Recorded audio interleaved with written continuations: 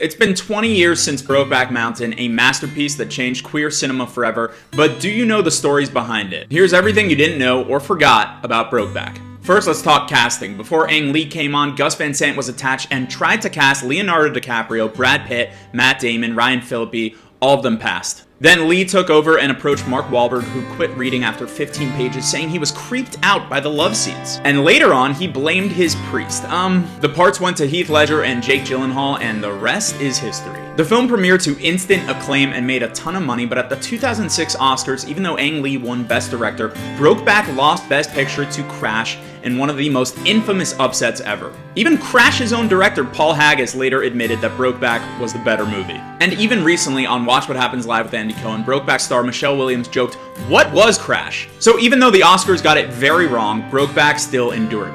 Let's talk about that kiss. You know the one. Jack shows up after 4 years, Ennis storms down, and they slam into each other. Jake Gyllenhaal later revealed that Heath Ledger kissed him so hard he nearly broke his nose. They did take after take, practically throwing punches between kisses. Ang Lee told them to go for a heroic Western kiss, something you'd never give a woman. That raw, regressed passion, you feel every bit of it in this scene. Ledger and Gyllenhaal committed completely. Lee had them train at cowboy camp. Heath already knew how to ride. He grew up on a farm. Jake did not. But that's part of what made the dynamic work. Ennis is guarded and stoic. Jack more open and desperate for connection. And what Heath did with so little, the clenched jaw, the silence, the pain in his posture, it's devastating. Repression personified. Off-screen, Heath and Michelle Williams fell in love. They had a daughter. That real-life romance gives the movie this haunting weight, especially knowing Heath's tragic, far too young death. Yes, you're seeing a performance, but you're kind of witnessing something more.